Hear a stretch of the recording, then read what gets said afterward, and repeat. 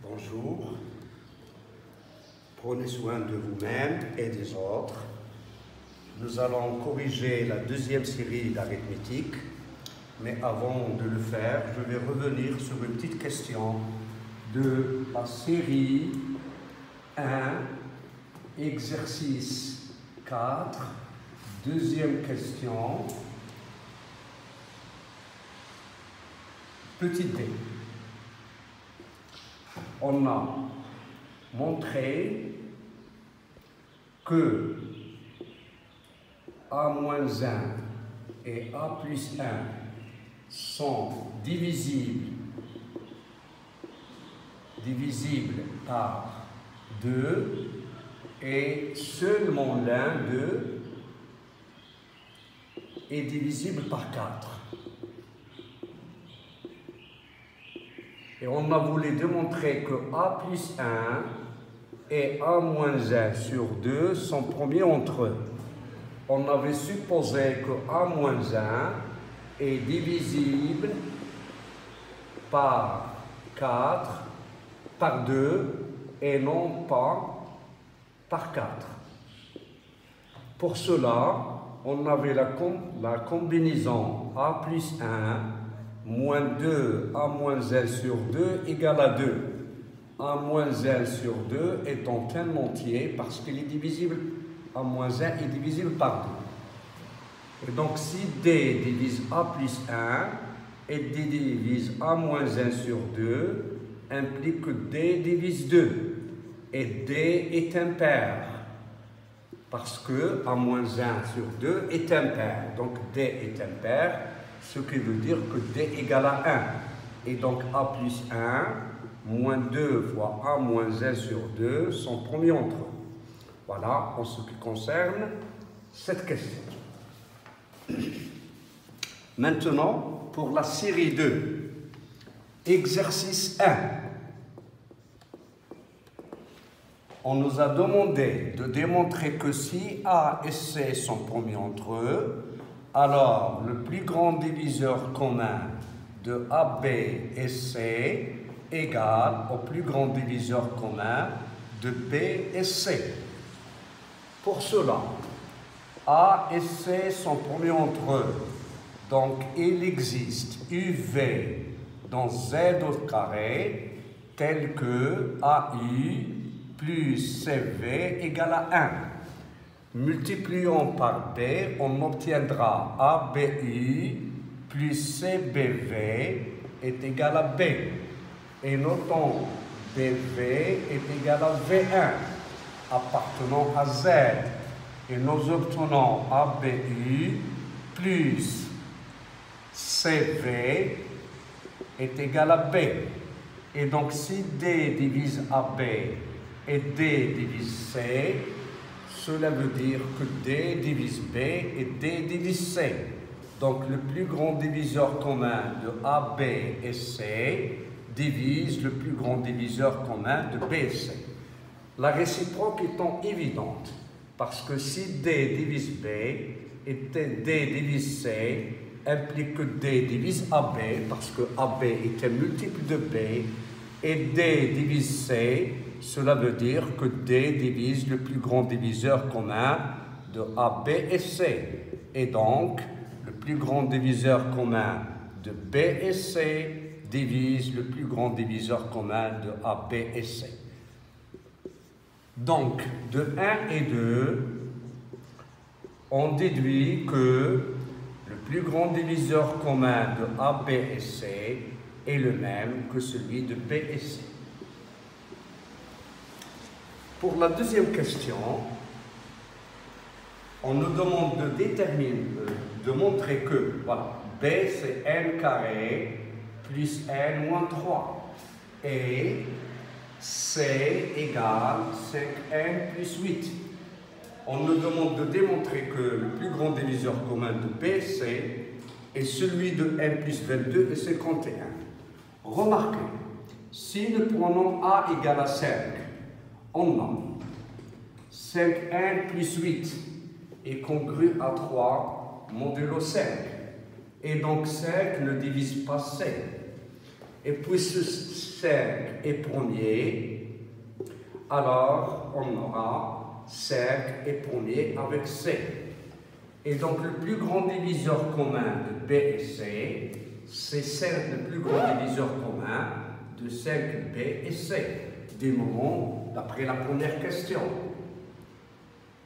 d'après 1. Et pour ne pas vous importuner avec beaucoup de combinaisons linéaires, nous allons les écrire sous forme de l'algorithme d'Euclide. 5B, c'est 5n au carré plus 5n moins 15 que nous divisons par 5n plus 8. Et donc, si nous donnons n, ça va nous donner moins 5n au carré moins 8n. Et donc, moins 3n moins 15. Et donc, ça va donner 5n plus 8 et de 3n plus 15. Si vous faites 5n plus 8, on la divise par 3n plus 15, on va donner ici moins 2, on va donner ici 2, ça va nous donner moins 6, moins 30. C'est-à-dire, le reste c'est moins n moins 22. Et donc on aura, c'est le plus grand diviseur commun de n plus 15 et de n plus 22. Et si vous écrivez 3n plus 15 sur n plus 22, on va donner C3, c'est moins 3n, moins 66, ce qui va nous donner moins 51. Et donc, ça est égal à n plus 2 et 51. Voilà pour la première, pour la question 2. Quelles sont les valeurs possibles de delta? Bien sûr, si vous posez delta égale le plus grand diviseur commun de BC, ceci implique que delta est le plus grand diviseur commun de n plus 2 et de 51. Et cela veut dire que delta divise 51. Donc delta appartient à 1, 3, 17 et 51. Voilà, donc les valeurs possibles de delta seront soit 1, soit 3, soit 17, soit 51. Nous allons donc discuter, suivant les valeurs de n, les valeurs de delta. On aura delta est égal à 51 si et seulement si n plus 22 et 51 égale à 51. C'est-à-dire 51 divise n plus 2, plus 22, équivalent à n plus 22 et congru à 0 modulo 51. C'est-à-dire n congru à 29 modulo 51. Voilà pour la valeur delta, c'est la plus simple parce que déjà 51, c'est 51 fois 1 et les premiers avec n'importe quel entier. Pour delta égale 17, si et seulement si, n plus 22 égale à 17k, mais ce n'est pas suffisant parce qu'il se peut que k soit divisible par 3. Et dans ce cas, le plus grand diviseur commun ne sera pas 17, il sera 51. Écrivons maintenant 51. C'est 17 fois 3. Et donc, pour que 17 soit le plus grand diviseur commun, on doit avoir k et 3 promis entre eux. C'est-à-dire, k n'est pas divisible par 3. Et donc, il doit être soit congru à 1, soit congru à 2 modulo 3. Et donc, nous pouvons avoir k de la forme 2p plus 3p plus 1 ou k égale 3p plus 2. Et donc, on aura n plus 22 égale 17 fois 3p plus 1 ou n plus 22 égale à 17 fois 3p plus 2. Pour la première, on aura 17 moins 22. C'est moins 5, et donc n congru à 46 modulo 51, ou n, c'est 17 fois 2, c'est 34, moins 22, c'est 12, donc congru à 12 modulo 51. Voilà, delta égale à 17, si et seulement si, n égale à 46 modulo 51, ou n est congru à 12 modulo 51. Pour le nombre 3, vous procédez de la même chose. Seulement, vous devez avoir n, est égal à 17K à 3K, n plus 22 égale 3K, avec K premier avec 17. Et dans ce cas, si vous voulez écrire comme la question précédente, vous devez avoir l'ensemble n plus 22 appartient à z moins 3z, moins 17z. Et si vous voulez l'écrire sous forme de classe, comme nous venons de voir pour les comptes, vous obtiendrez 16 classes. N congrue soit 1, soit 2, soit 3, jusqu'à 16. Pour le reste, on aura delta égale à 1. Pour l'exercice 2,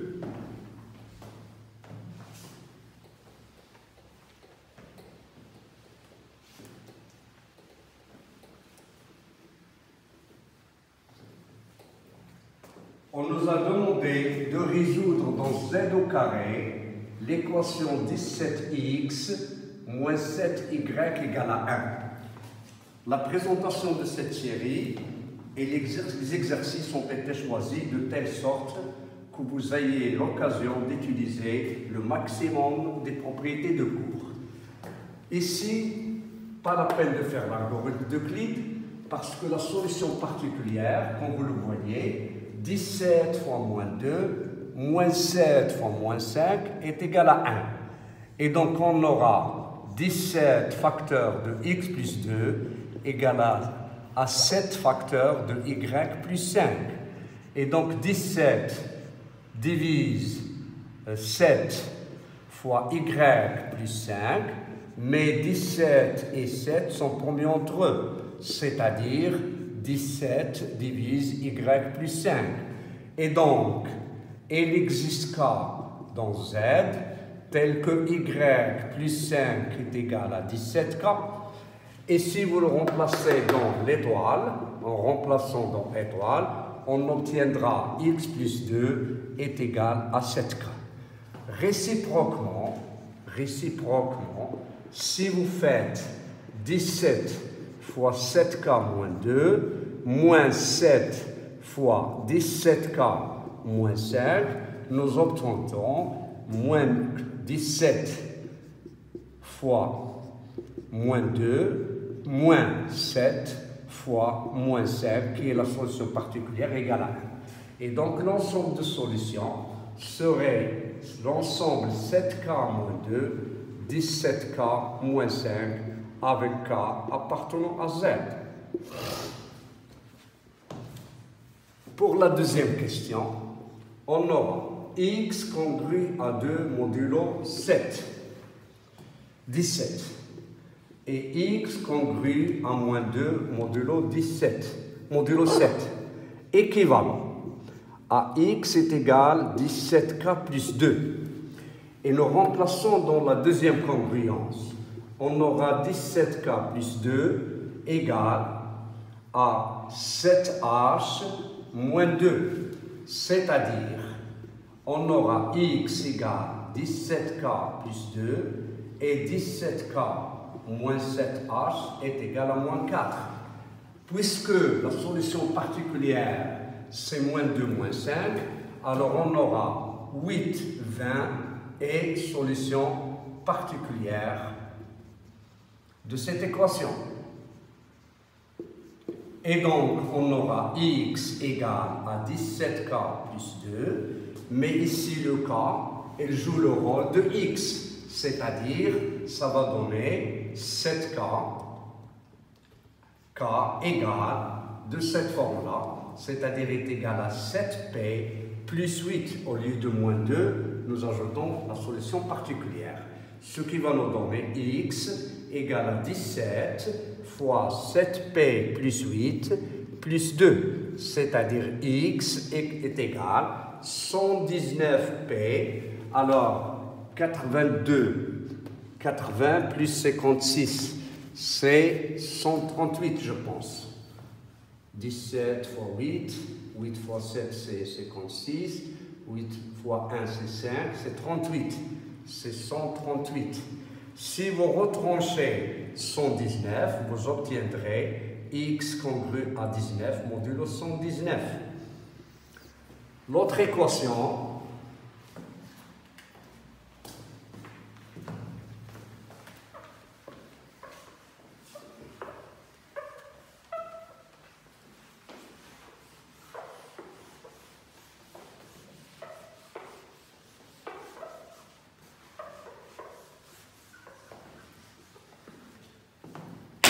notre système, on a x congru à moins 2 modulo 17 et x congru à 2 modulo 7. Ceci équivalent à x est égal à 17k moins 2 et 17k moins 2 égale à 7h plus 2. On aura aussi x égale 17k moins 2, 7k moins 7h est égal à 4. Alors maintenant la solution particulière, ça serait moins 8, moins 20. Et donc on aura x égale 17k moins 2. Et d'après la première question, on aura k égale à 7k moins 8. Et donc ceci équivaut 7p, pardon, avec p appartenant à z. C'est-à-dire x est égal à 17 fois 7p moins 2 moins 8. Pardon, moins 8 et ici moins 2. Équivalent à x égale 119p moins 138, 17k moins 2. Ici, on aura moins 136. Moins 2, c'est moins 138. C'est-à-dire, si vous ajoutez 238, vous obtiendrez x congru à 100 modulo 119. Et donc, la solution est x congru à 100 modulo 119. Pour la troisième question, on veut résoudre x carré congru à 4 modulo 119. Remarquez bien, 119 n'est pas un nombre premier, mais il va se décomposer comme ça. C'est 7 fois 17. Et donc, cette équation est équivalente à 119 divise x moins 2 fois x plus 2. Et donc, vous aurez les cas possibles. Soit 119 divise x moins 2, ou 119 divise x plus 2, ou vous aurez 7 divise x moins 2 et 17 divise x plus 2, ou 7 divise x plus 2 et 17 divise x moins 2. Et donc tous les cas possibles que vous avez. La première nous donne x congru à 2 modulo 119. La deuxième nous donne x plus 2 congru à 0 modulo 119. C'est-à-dire x congru à 117 modulo 119. La deuxième, c'est la solution du système x congru à 2, c'est-à-dire x, d'après la deuxième question, vous avez 19 modulo 119. Ou la dernière, c'est x congru à moins 2, c'est-à-dire c'est la solution de du deuxième système, c'est x congru à 100 modulo 119. Et vous voyez, bien que nous avons une équation de second degré, dont z sur 19z, il n'admet pas de solution comme vous le connaissez dans les autres ensembles comme R, Q, etc. Mais pour la congruence modulo n, on peut avoir le nombre de solutions qui dépasse le degré de l'équation. Maintenant, nous allons passer au cas général. La condition nécessaire et suffisante pour qu'un système chinois admet des solutions, c'est que le plus grand diviseur commun de m et n doit diviser la différence a moins p. Pour cela, nous allons procéder par double implication.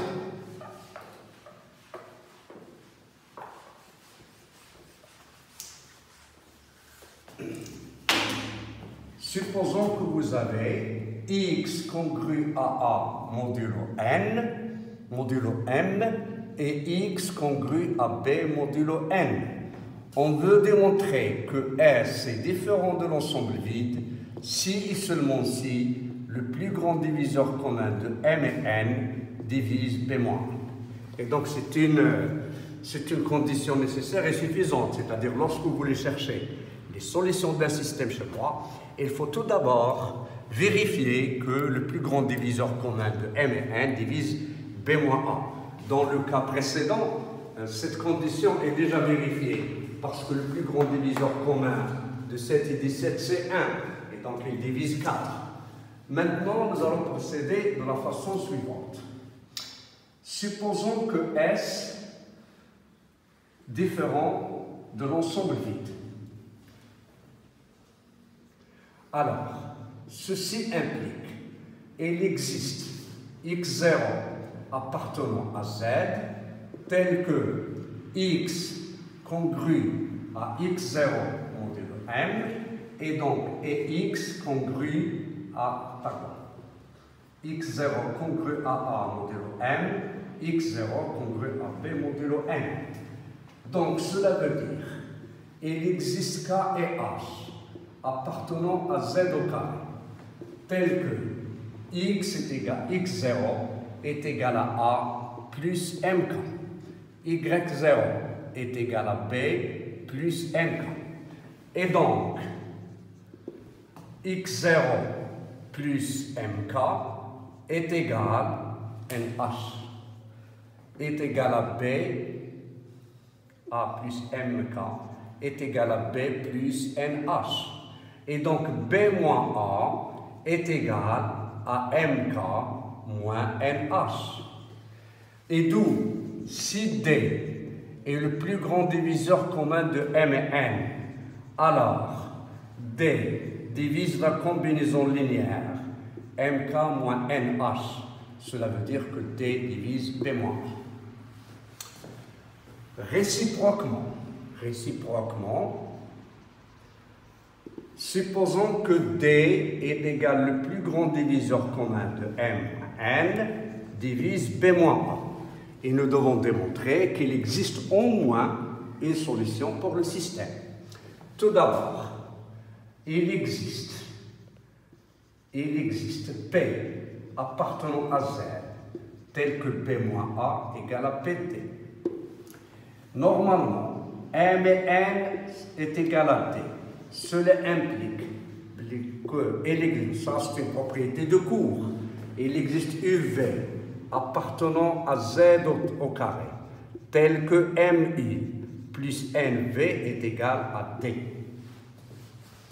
Et donc, si vous multipliez toute l'équation par P, on obtiendra MPI plus PNPV est égal à PD. Si le notant PI est égal à B moins A. Et donc, on aura B moins NH est égal à A plus MK. Si vous prenez x0 égale à A plus MK égale à B moins NH, on a x0 congru à A modulo M, x0 est congru à B modulo N, c'est-à-dire que x0 appartenant à S, et donc S est différent de l'ensemble vide. Normalement, cette solution particulière que vous avez là, parce que le théorème de Bezout et les propriétés de plus grand diviseur commun, il nous démontre l'existence. Mais en fait, il faut la chercher, cette solution particulière. Et donc, comme remarque, dans ce cas, si le plus grand diviseur commun de M et N égale, divise B moins A, normalement, et si vous voulez, nous le démontrerons par la suite, l'ensemble de solutions en général s'écrit sous la forme x0 plus k fois m ou n, c'est-à-dire le plus petit multiple commun, avec k appartenant à z. Voilà pour l'exercice. Je pense qu'il est clair Et normalement, vous devez procéder chaque fois que vous avez un système chinois de cette formule. Pour le troisième exercice, on a voulu chercher comment procéder pour résoudre une équation différéntielle linéaire. Par exemple, cette équation-là. On veut résoudre l'équation 16x moins 5y égale à 65. Ici, on n'a pas procédé par la recherche de la solution particulière. Mais, remarquez là, vous avez le facteur 5. Ici, vous avez le facteur 5. Et donc, on aura 16x égale 5y plus 65. On a supposé que x, y appartenant à S. Et donc, si vous voulez, on aura 16x est égal à 5 fois y plus 13. Et donc, 5 divise 16x. Et comme 5 et 16 premiers entre eux, alors on obtient 5 divise x. C'est-à-dire x est congru à 0 modulo 5. Supposons maintenant que x est congru à 0 modulo 5. C'est-à-dire il existe k appartenant à z, tel que x est égal à 5k. Et nous rapportons dans la première équation, on aura 16 fois 5k moins 5y est égal à 65. Et donc, vous aurez 16k moins y égale à 13. Et donc, on aura y égale à 16k moins 13. Et vous faites la réciproque. C'est-à-dire vous remplacez dans l'équation générale pour démontrer que les solutions ne dépendent pas de k. Pour passer de l'existence à quel que soit, il faut démontrer que la solution, lorsque vous remplacez ici, ne dépend pas de k. Et donc l'ensemble de solutions que vous avez, 5k, 16k moins 13, avec k appartenant à 7. Pour la recherche des solutions dont le plus grand diviseur commun était, on a d divise x et d divise y implique que d divise 16x moins 5y. Et puisque x, y sont solutions de l'équation, c'est-à-dire d divise 65. Et donc, pour que d sera soit 1, soit 5, soit 13, soit 65.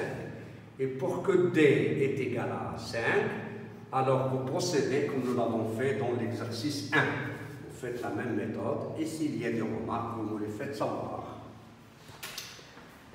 Pour la deuxième question,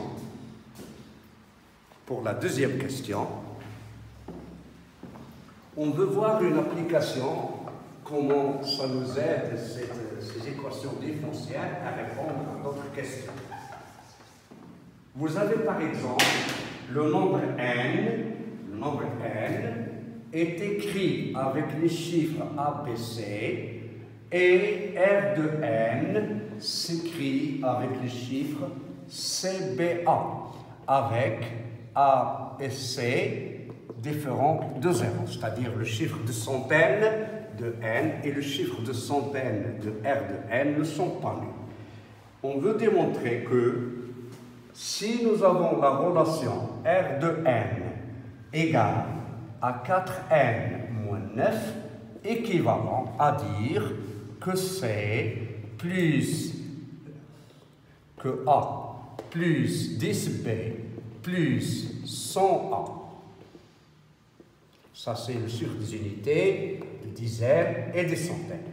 Égal à 4 facteurs de C plus 10b plus 100a est égal à moins 9. Cette relation nous donne 400a, c'est 399a.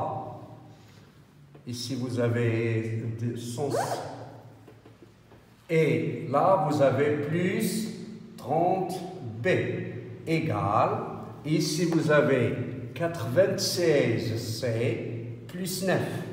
En simplifiant par 3, ça nous donne 133a plus 10b égale 32C plus 3. Remarquez bien, 1 est inférieur à A, inférieur à 9.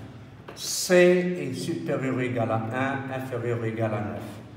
B compris entre 0 et 9, parce que dans l'écriture du nombre, les chiffres A et B, C ne dépassent pas le 9. Mais puisque A et C différents de 0, c'est-à-dire ils sont non nuls. Et donc si vous faites 32C plus 3, il sera inférieur ou égal à 291, qui est inférieur à 399. C'est-à-dire 133A inférieur ou égal à 399. Parce que ce nombre-là, 10B, est positif. On aura 133A inférieur ou égal à 133A plus 10B qui est inférieur. Ceci implique que 133A est strictement inférieur à 399, c'est-à-dire A est inférieur à 3. Et donc on aura soit A est égal à 1 ou A est égal à 2. Si A est égal à 2, on aura 133 fois 2 plus 10B égale à 32C plus 3. Ce nombre-là, il est pair. Ce nombre-là, 32C est pair, plus 3, il est impair. Impossible, parce qu'un nombre pair ne peut pas être égal à un nombre impair. D'où la seule valeur qui existe, qui nous donne, c'est A égale à 1. Et dans ce cas, si A est égal à 1, on aura 10B 133 plus 10B est égal à 32C plus 3, c'est-à-dire 32C moins 10B égale à 130. Et si vous simplifiez par 2, vous obtiendrez 16C moins 5B est égal à 65. Et donc le nombre C et B sont solutions de l'équation, de la première équation. Et donc on aura C est égal à 5K et on aura B est égal à 16K moins 13. Et comme C est compris entre 1 et 9, cela veut dire 5K compris 1 et 9, entre 1 et 9. Le seul multiple de K qui est compris entre 1 et 9, c'est 5. On obtiendra donc C est égal à 1, parce que K est 5K, donc K est égal à 1, et B, dans ce cas-là, ça me donne 3. Et donc le nombre n demandé, ça serait 135. K égale à 1. Et donc, c'est-à-dire que C est égal à 5. Le nombre n est 135. Voilà pour l'exercice 3. Il vous reste un petit exercice, c'est l'exercice 4.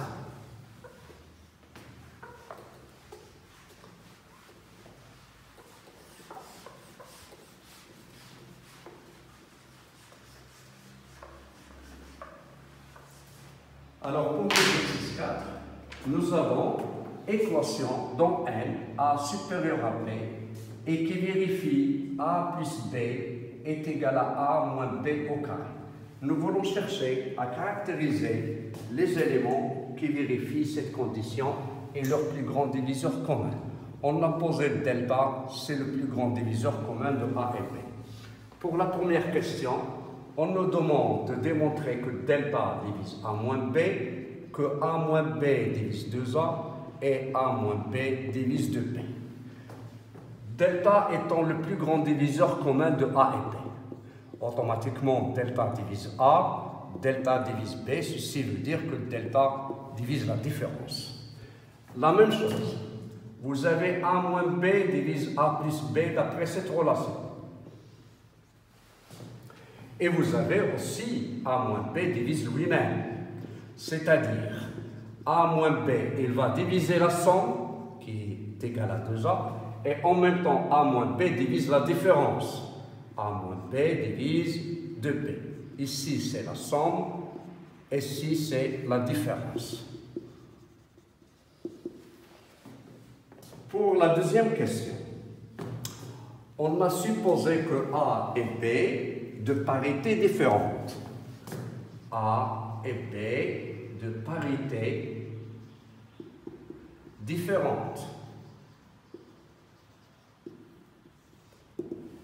C'est-à-dire, l'un d'eux est pair, l'autre étant impair. On nous demande de montrer que delta égale A moins B. On déduit tout de suite que delta est impair. Parce que si l'un des nombres est impair, tous ses diviseurs sont impairs et donc delta est impair. De ce fait, on aura delta divise. On veut démontrer que delta est égal à A moins B. On a déjà delta divise A moins B. Maintenant, vous avez A moins B divise 2A. Mais delta c'est A moins B est impair parce qu'ils sont de parité différente. Cela veut dire que A moins B divise A. Delta A moins B divise 2B. A moins B étant impair. Et donc implique que A moins B divise B. Et puisqu'il divise A et divise B à la fois, alors implique que les A moins B divise delta. Et donc des deux relations 1 et 2, de 1 et 2, on a delta est égal à A moins B. Deuxième cas, on suppose que A et B est impair, sont impairs.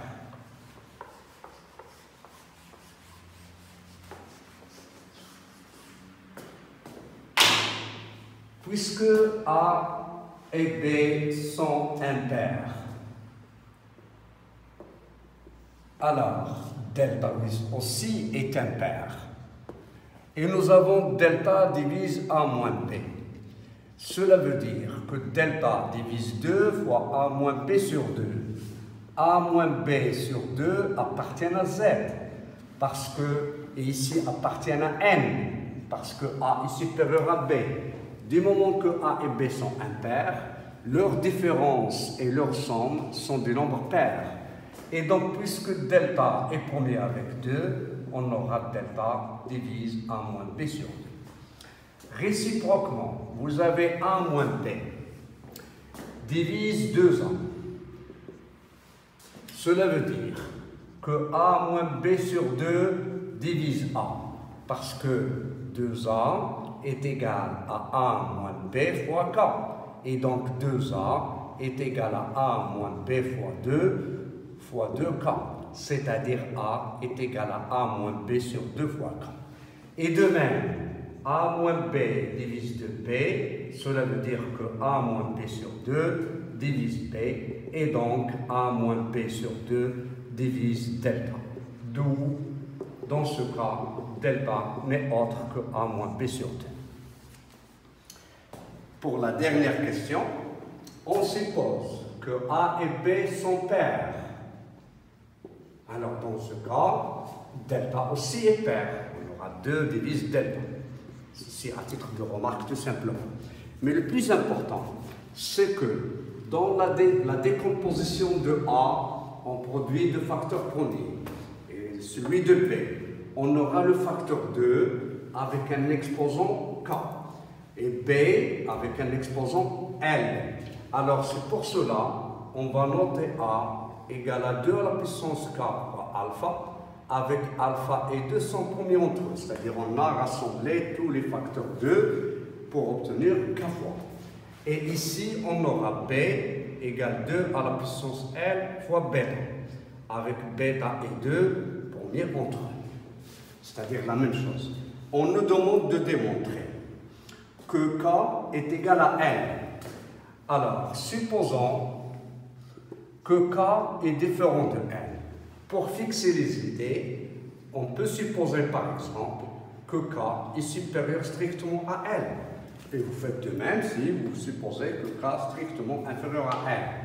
Alors, dans l'équation première, on aura 2 à la puissance K fois alpha plus 2 à la puissance L fois bêta égale 2 à la puissance K fois alpha moins 2 à la puissance L fois bêta au carré. Et donc, si vous factorisez par le plus petit exposant, c'est-à-dire 2 à la puissance L fois 2 fois K moins L fois alpha plus bêta égale 2 à la puissance 2L fois 2 à la puissance K moins L fois alpha moins bêta au carré. Si vous simplifiez, vous obtiendrez 2L, 2 à la puissance K moins L plus fois alpha plus bêta égale 2 à la puissance L fois 2 à la puissance K moins L fois alpha moins bêta au carré. Ce nombre-là, remarquez, celui-là est pair, celui-là est impair. Donc leur somme est impaire. Celui-là, il est multiple de 2, parce que L supérieur ou égal à 1, K supérieur ou égal à 1. Et donc vous aurez là, ce nombre-là est pair. C'est une contradiction. Et donc notre hypothèse est fausse, d'où K égale à L. Puisque K égale à L, nous aurons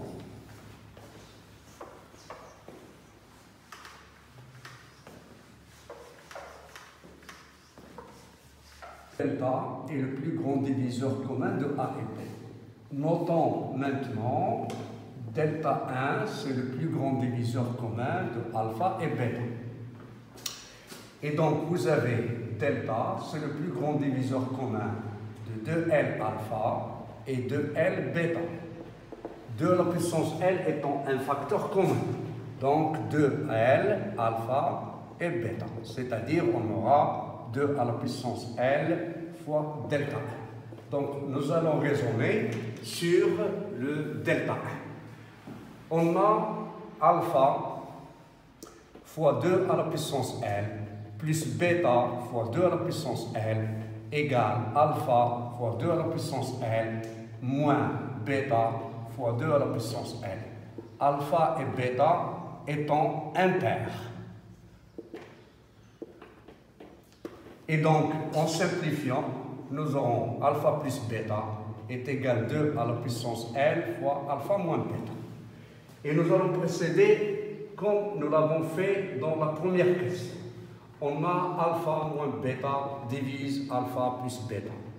Alpha moins bêta divise 2 alpha. Alpha moins bêta divise 2 bêta. Vous avez alpha et bêta sont impairs.